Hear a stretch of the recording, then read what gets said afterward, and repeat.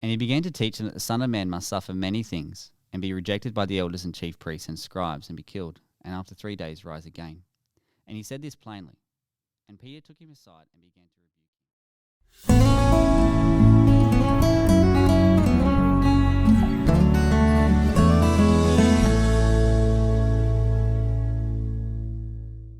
Welcome back. It's been a really exciting week. I've been enjoying reading through the book of Mark, as you have. We've also been having a lot of fun actually writing Bible study guides for a new not project, but a new kind of series that we're going to be doing at church. And so that's actually been, I've actually really enjoyed doing that with you along with these readings. So just before we started filming this podcast, we actually finished a study on the millennium. Millennium was the last one. And that was a whole lot of fun. And so we're really looking forward to actually getting this out. Absolutely. And look, I guess this whole kind of series and just the direction as a church and as a people that we want to do kind of stems from this podcast a little bit of just really wanting everyone to understand that if you're the Lord's, if you've given your life to God and you spend time with God, He can use you. Absolutely. And so you don't need to put your life out, but God's already placed you in places where you're meeting people who are searching for Him. And so if you can just catch that vision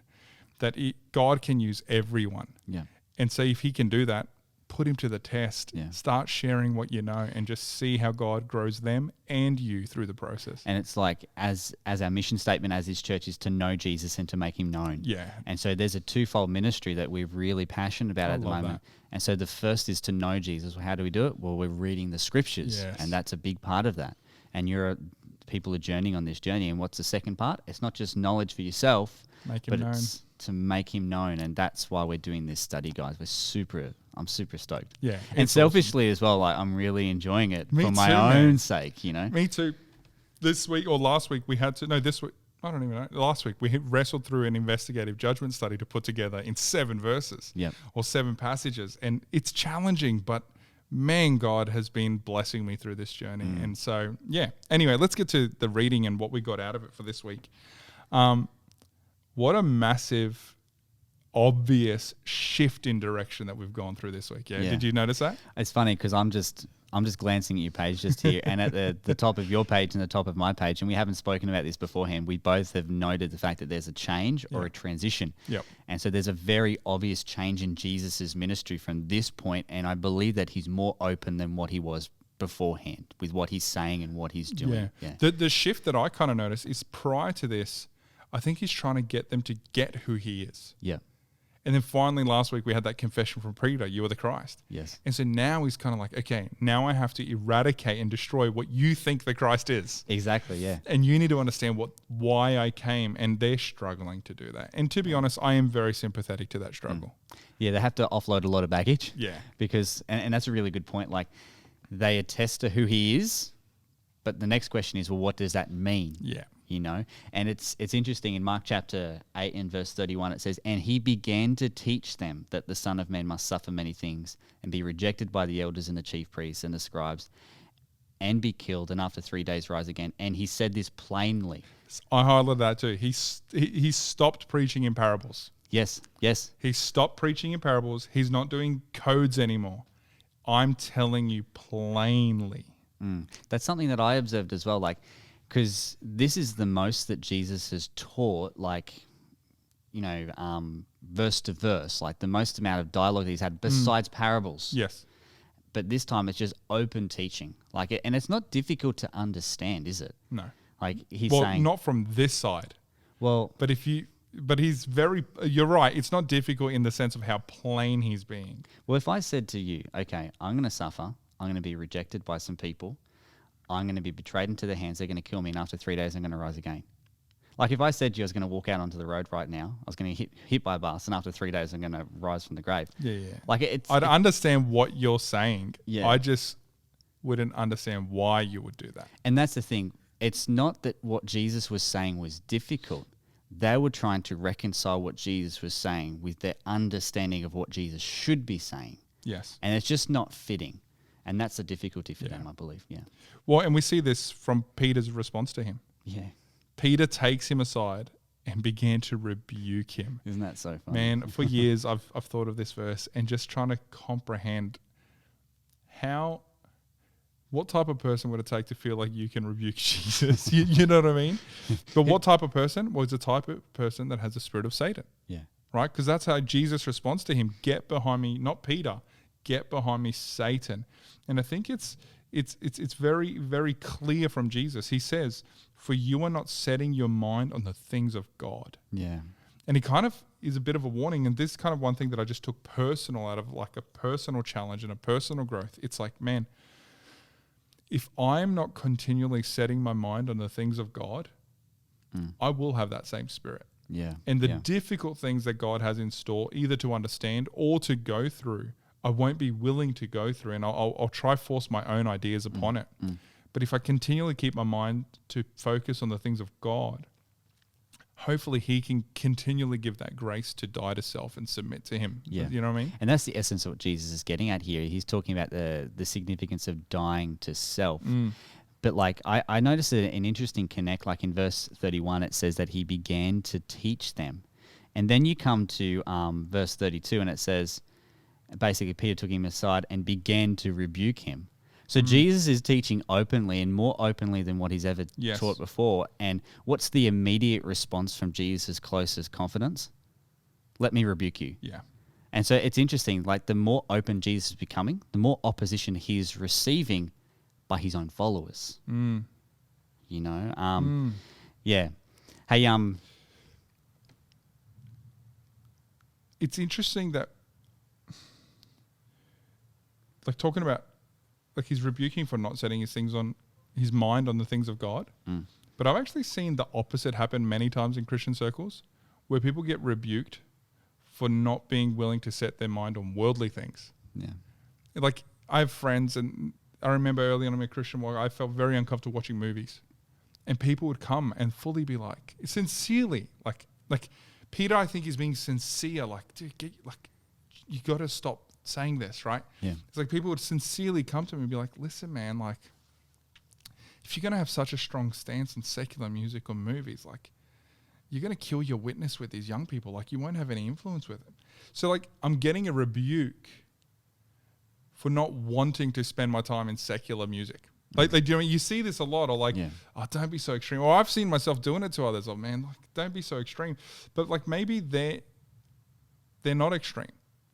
Maybe they're just doing what God's convicted them to do. And if I had a godly mind, I wouldn't be so concerned about what they're doing. Yeah.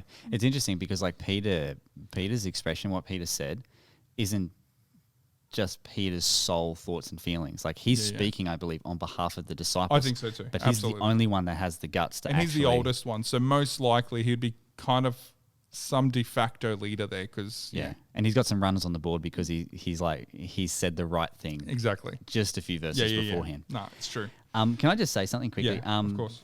What Jesus says to his disciples that he links to his own suffering, and I think it's really important because Jesus says, okay, this is my suffering and this is my path that I have to follow, and then he links it to discipleship. And so basically he's communicating to them, if you don't understand my messiahship, then you're not going to understand discipleship. Yeah. Because those two things are linked. Like if this is the way the master will go, then this is the way that you will go as well. Yes. And in verse 34, he says, if anyone would come after me, let him deny himself and take up his cross and follow me. Whoever would save his life will lose it, but whoever loses his life for my sake and the gospel's will save it. For what does it profit a man to gain the whole world and to forfeit his own soul? Yeah. And so Jesus is essentially saying here, hey, if you don't understand my mission, then you're not going to understand your mission. Yes. And that's a good point. Yeah, he's really trying to say, okay, Peter, I'm going to... And he rebukes him publicly because he knows that if he continues down this trajectory, then Peter's going to lose his own soul. Yeah. And it's interesting, like we read this now and we get the context of the cross. Yeah. But this is prior to crucifixion. So there is, like, this would not be easy to comprehend. What do you mean take up your cross, right? But the rest of it, he makes plain. If you're not willing to lose, if you're willing to lose your life, you'll save it. But if you're just worried about saving your life, you'll end up losing it. And what does it profit you to save it? Yeah. If you end up losing your soul. Yeah. Right? And so I really like the point that you made. Like, he's explaining that he's an example of sorts, right? Because the disciple follows the Lamb wherever he goes. It follows him. And so he's saying, listen, guys, I'm telling you this is what I'm going through. And if you're not willing for me to go through that, how are you going to be willing for you to go through it? If you're not willing to suffer for the gospel's sake, then you're not going to be willing to accept the gospel in its entirety. Yeah, man. Yeah. I like this verse. It got my attention. Yes. The first verse of chapter 9. Yeah. And he said to me, I said to them, truly I say to you, there are some standing here who will not taste death. In other words, they will not die until they see the kingdom of God after it has come. I'd be interested in hearing your perspective on this. Look, my perspective on this, the next day's reading was transfiguration. And so Jesus took with him Peter, James, and John, and they saw him transfigured. They saw him in glory. They saw him with his power with Moses and Elijah. Moses and Elijah. Yeah, Elijah. For whatever reason, in my head it was like, no, it wasn't Elijah. Moses and Elijah. Like they got to see him, and they didn't, like, that was before they died, right? And so they got to witness God in Jesus transfigured, and the Father speaking audibly, to it, right?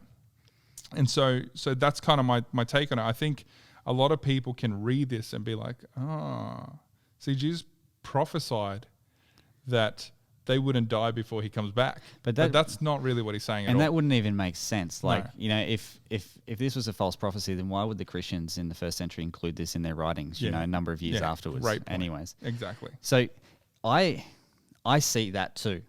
But I saw something that I hadn't seen before that possibly could explain this verse just the same. I think that Jesus' resurrection, I think his resurrection and his death are connected, and you can't disconnect them.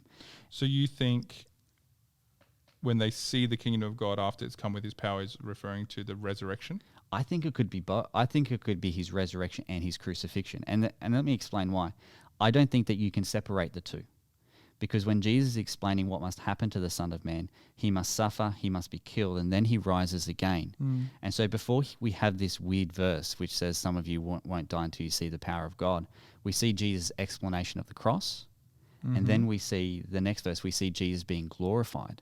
And so I think this is sandwiched in between to potentially communicate, hey, that this glory or this power is bound up in, yes, Jesus' resurrection or Jesus' glory, but it's also bound up in his crucifixion. And the reason why I would say that, and I wrote some points down that God revealed to me, I believe that the power of God is seen in the self-sacrifice of God.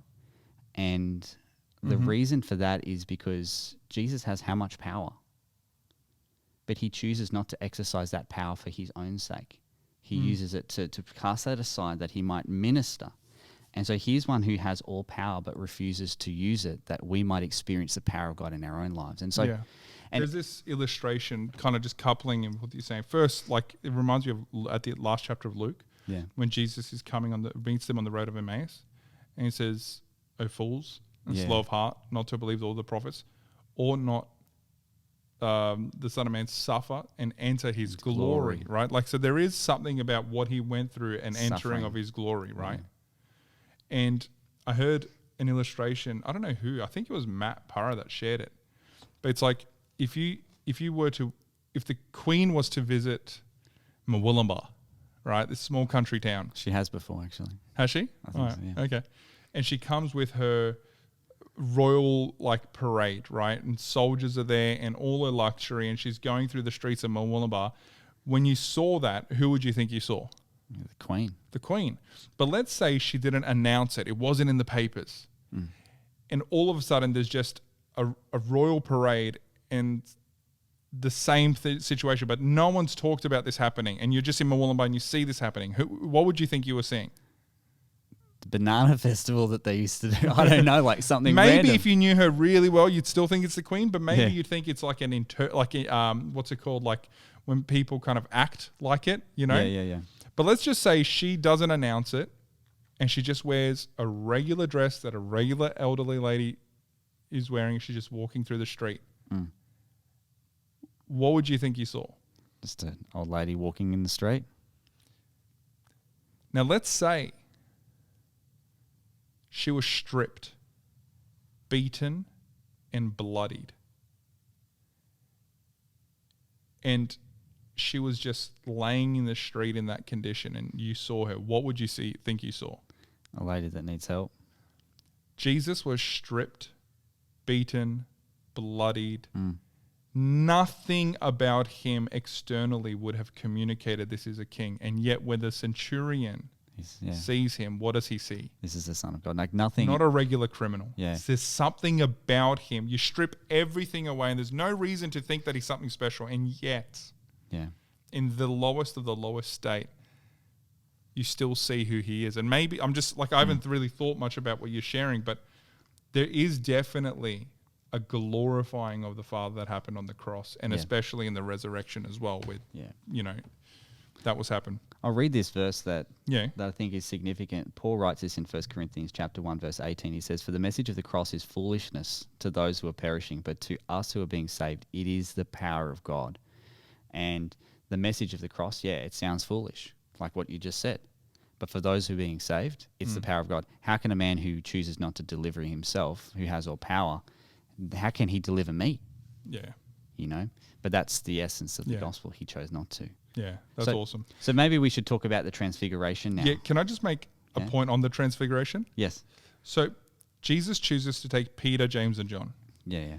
Now, I've heard many times... I know where you're going with this. That they're his favourites. Yeah. That irks me. It irks me because there's so many other places in Scripture where God specifically identifies as someone who doesn't have favourites. He loves everyone. You know what I mean? He even loves his enemies while they're his enemies. And so this concept of Jesus having his favourites. Now, there's definitely something in Scripture that would communicate he mentored or invested more time in some than others from what's recorded. But what's interesting to me is that he chooses to take Peter, James, and John up with him, which, according to all the Gospels, they're the only three Jesus accused of having the spirit of Satan, other than Judas, which he did that after this whole thing at the very end. They're the naughty boys. They're the naughty boys. And so, like, if you're a teacher, who do you spend more time with? The difficult children. And I think that's what's happening. And so Peter, right before this, he's trying to stop Jesus from doing what Jesus is saying. And Jesus is like, you need to come see this. I don't think it's because he's favorite. I think it's because these guys are the most difficult and they need to be convinced because they seem to be kind of pushing against the mission of Jesus. But not just potentially the most difficult, also the most influential. Because like later on, and we're going to see this in a couple of weeks, like James and John, they come to Jesus and they say to Jesus, you know, the doors are slamming. Is that because of the wind? Because of the wind, yeah. Okay. So there's just door slamming, but keep going. Yeah. Anyways, so James and John like, hey, can we be on your right hand and your left in your glory? Yeah. You know, and this is after one of Jesus' revelations again of what's going to happen to him. And so these guys are they're quite influential and not influent. They're quite willing to speak their mind. And so Jesus needs to show them things and strip it all back. Yeah, the example that comes to me is with James and John. Yeah. When they see people doing miracles in Jesus' name, but they're not followers of Jesus, they ask Jesus, do you want us to call down fire from heaven? Yeah. And Jesus says to them, you do not know what spirit you are of. What's he saying? You're off. You're an evil spirit right now. You don't get that. And so they're the ones that I think needed most amount of work. Yeah. And the fact that they're willing to speak up is very clear in this story because Peter... Let's read the verse actually. Yeah, go for it. So verse 5, they're on the mountain. Jesus is transformed in their presence. There's Elijah and Moses, they're all hanging out together. And then Peter, you know, he says to Jesus, Rabbi, it is good that we are here. Let us make 3 tents, one for you, one for Moses, and one for Elijah, for he did not know what to say. So do you know what got me? The verse before this, it says that, and there appeared to them Elijah and Moses, and they were talking with Jesus. So all we know from the text is there's a conversation happening between transfigured Jesus, Moses, and Elijah. And Peter seems to interrupt that. Where he's like, well, I'm not a part of this comment. Hey, guys, like, just something to add, you know, so I'm not on the outside. It's like, man, if there's ever time to just shut your mouth and watch and listen, this is now. But he doesn't know what to say. And he says it, and that's when the Father, right, from the cloud overshadowed them, and the voice, it says, this is my beloved Son, and listen to him. Actually, on that, can I say something about please. that listen? It's interesting in Deuteronomy chapter 18 and verse 15. It says that there would come a prophet like Moses, and it says, and you will listen to him. And so here we have Moses with Jesus, and Peter's not listening, but he wants to speak. And the question is, what are they not listening to? Well, what Jesus says about his suffering. Yeah. And so they're not willing to listen to what Jesus is saying. And Jesus is giving them a lesson. And even when Jesus is giving them a lesson with Moses and Elijah as witnesses, there's 3 witnesses there, they still won't listen. Yes. It's pretty crazy. It really is. But something else that I think is really cool is even what Peter says, let us make 3 tents. It just reminds me of like the sanctuary. Yeah. There's a lot of sanctuary imagery in here, you know. Much. And I mean, you see it with the cloud overshadowing them. You know, it reminds you of the cloud over the sanctuary. You see Moses there. You see the fact that they're on top of a mountain. Yep. You see all of these things. And then what you see is, you know, Peter's like, okay, well, this isn't lost on Peter. He's like, let's make some tents up here, you know. Well, it's not just that. I found him honestly annoying. Yeah. Because he starts off this by saying, Rabbi, it is good that we are here. Thanks for choosing us. He's essentially like to Jesus, hey, good job in bringing us. Yeah. Because we can build tents. You know, it's like just, he didn't know. And the father comes and then suddenly look around. They no longer saw anyone with them but Jesus only. And they were coming down the mountain. I read The Desire of Ages in this. Yeah. And it's quite funny to me because she explains this whole thing. And then the father comes and describes them walking down the mountain in just kind of silent awe. Yeah. And then she adds a sentence. Even Peter. that even Peter had nothing to say. Oh, that's humorous. Oh, it's humorous, but yeah. it kind of communicates that he himself is starting to wrestle with something. Yeah. And they're coming down this mountain in this silent awe and then come into chaos. This demon-possessed valley. It's interesting as well as they're coming down, like Jesus is the first one to speak, and he says, don't tell anybody about this until I've risen from the dead. And I was thinking about that actually because, you know, the disciples did well not to talk about this. Yes. They would have loved to have gone down to the bottom of the mountain and just said, hey, guys. Those 3? While you were here battling with demons, we were up with Moses and Elijah. We were offering to pitch tents for them. Like, we're living the dream. Yeah. They would have loved to have said it when there was applause. Yes. But when Jesus actually did die on the cross and was in the tomb, did they say anything about it? Yeah, that's true. There's no record of them saying that. Because there was a cross involved. And so they would have loved to have said it when there was a great crowd and in the moment, but they weren't willing to say it. They were hiding in rooms, not even willing to declare anything when Jesus died. Something that I think was really cool, like you can see they're questioning, you know, they're questioning what this rising of the dead must mean. Yes. They're trying to reconcile the whole thoughts. And they ask Jesus a question, why did the scribes say first that Elijah must come? And so basically their hope is that Elijah will come and restore all things. Well, the other thing I got out of that, just a side note, because you know that the scribes and Pharisees are enemies now. Yeah. It's very clear to me that they're studying scripture to try find reasons why they're not. They're actually listening to the scribes more than Jesus. But the scribes, like the whole beginning of Mark, he was showing them from the word and they were silent. And now they've kind of gone and they've tried to find, like, oh, he can't be it because there's a verse that says Elijah must come before him and Elijah hasn't come. So that can't be, you know, and you can see this, like, and this is a real warning sign. If we're not humble to accept the truth God reveals, he will allow us to be deceived even through the word. And according to that verse, who's their teacher? The scribes. The scribes. They're wrestling between what Jesus has said and what these scribes have said. And they're like, well, they make a good point, right? And even to the point where they're rebuking Jesus for what he's saying because it's not aligning with what the scribes say. Yeah, good point. And it's crazy because like they're asking this question about Elijah. Now the understanding of Elijah is that he would come and restore all things. And so there's no suffering involved in this. And so Jesus' question in return is this. Elijah does come first to restore all things. Yeah, you got that right. And how is it written of the Son of Man that he should suffer many things and be treated with contempt? It's like what you want is restoration. Yep. What you don't want is how that restoration is accomplished. Yes. And then he says, Elijah has come and even he suffered. Yeah. They did to him what they pleased. This is John the Baptist that he's speaking I think he's of. referring to John the Baptist here. Yeah. And he did suffer, right? But he was preparing the way. Yeah. And I think, by the way, when I read this, I was like, oh man, Mark is so led by the Spirit when he read this. Absolutely. Because how does he start the whole story about Jesus? with John the Baptist, making sure that you get that the forerunner, the Elijah has come. Yeah. And so now we're dealing with Jesus. And so Jesus just bringing, like, it's like not till now that Jesus is revealing to them, but Mark, as he's kind of led by the Spirit to put this story together for us, he starts off with helping us understand Elijah's come. Yeah. The spirit of Elijah through John the Baptist, right? That's really his cool. ministry there. Yeah, it's awesome. And I just thought that was really neat, that the way that they had done that. Now, I want to kind of talk about when they come down.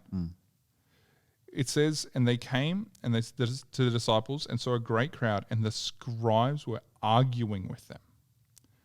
So you got these scribes that seem to be attacking the disciples. Yeah. And the disciples defending, or maybe vice versa. Yeah. Maybe the disciples were attacking the scribes and the scribes defending. I think it was the first just because of the context. And immediately all the crowd, when they saw him, were greatly amazed. So you got this argument happening between the disciples and the scribes, but they're not the only ones in it. There seems to be this crowd that's gathered to watch this argument and how will it unfold. Then Jesus comes down and the crowd just runs straight to Jesus. Yeah. And then they're greeting him and he asks them what they're arguing with them. Yeah. And then a father speaks up and he says, I brought my son to you. He was looking for Jesus. Yes. I brought my son to you, for he has a spirit that makes him mute. And whenever it seizes him, it throws him down, and he foams and grinds his teeth and becomes rigid. So I asked your disciples to cast him out, and I thought that was awesome. Yeah. He brought him to Jesus, and in the Father's mind, how did he bring him to Jesus? By asking his disciples. Yeah. And I think people will still do this, and this is just an important lesson, that when people come to you, in their mind, they come into God. Yeah.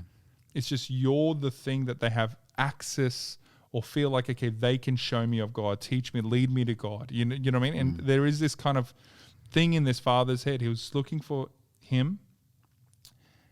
And so he asked the disciples and they're not able to. And so it seems that you got this father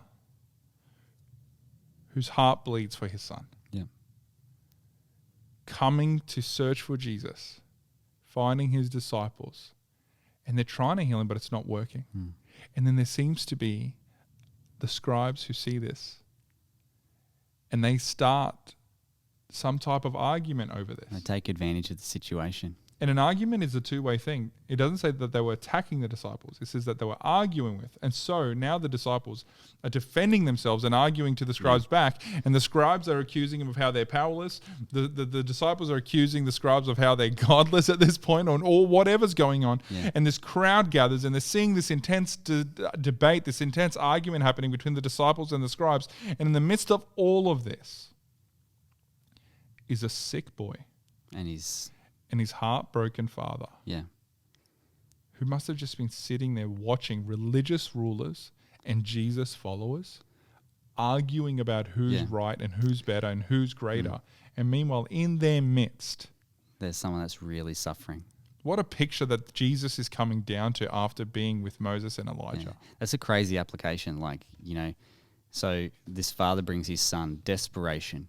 He comes looking for Jesus, and what does he find instead? Arguments with religious leaders. And like the application is when people come to church, what do they see? What picture do we portray? Yeah, man, that's such an important thing to just pause and think about.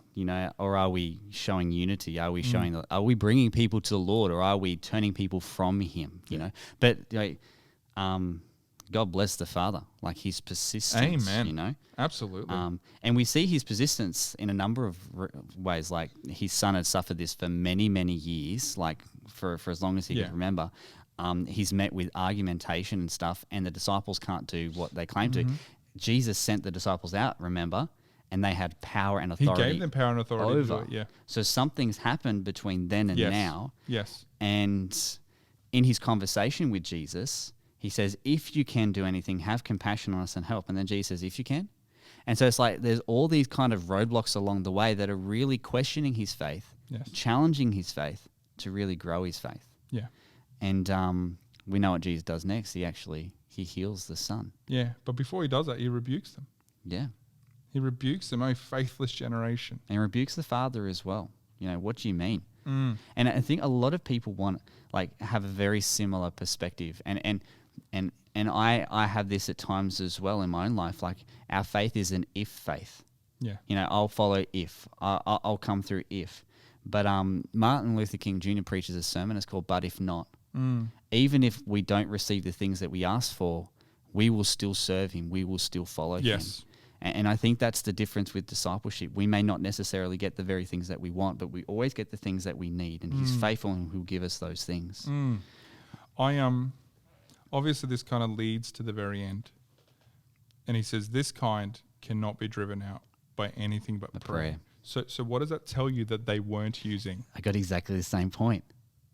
The point is that they weren't praying, yeah. They weren't, but every time you see, not every time, but many times you see Jesus doing miracles. How's he doing? Says the word, touches. Yes, but many times he prays. Yeah, it's true. Lazarus, he prays. Feeding the 5,000, he prays. So like you see Jesus praying, but the disciples aren't. It's crazy, isn't it? Like, you know what I mean? And so they're not praying, but there seems to be in the next section a bit of a revelation as to why they were probably not busy praying and why they were so defensive about defending themselves and arguing. Yeah. Because it says that as they were going on the road, he was teaching the disciples again. He's coming back to the Son of Man is to be delivered, right? Yeah. He's just repeating this over and over. Trying to get it in there. Trying to get in the head. You know who I am, and I'm telling you this is now my mission. I need to go to the cross. Yes. But while he's teaching them that, amongst themselves, they were arguing about who's going to be the greatest. This hit me so strong this week when I was reading. The creator, the way Mark's brought this whole story, the creator is telling them that he's going to become the lowest of the low and suffer even the death of the cross. Mm. And while they're hearing him say this, all they're concerned about amongst themselves is who's going to go up. He's telling him how he's going to condescend. Yeah. And they're arguing about how can they ascend. Yeah. And it's just like this stark contrast. And so they come to Capernaum and he says, hey, what were you guys discussing on the way? And they keep silent. It's like they were convicted. Fully. They knew that they were doing something they shouldn't do. It's like one of my kids, or Chloe, because she's the only one that you can kind of somewhat reason with. Like when you catch her doing something she shouldn't do, there's silence because she knows. Moses is the same. He freezes, stares, and he starts tearing they up. Just know. And it's interesting, man, because like the last time somebody kept silent was when Jesus cornered the Pharisees with the withered hand. It's true. He asked them a loaded question and they were silent because they were convicted. And these guys are convicted, and Jesus says, hey guys, who's the greatest? No. My mission is about being the servant of all, you know? Yeah. And so like this is the mission and the work of Christ. Now, on that whole praying thing that you brought up before, I think it's a really powerful point, and I think it's a real blessing, and there's so many lessons attached to that. Jesus gave the disciples authority when he sent them out. Yes. They were doing this ministry. They were casting out demons such as this one. Mm-hmm. Something happened between then and now. Yeah. And what do you reckon it is? Well, I was thinking this. They had received a gift, and that gift was authority.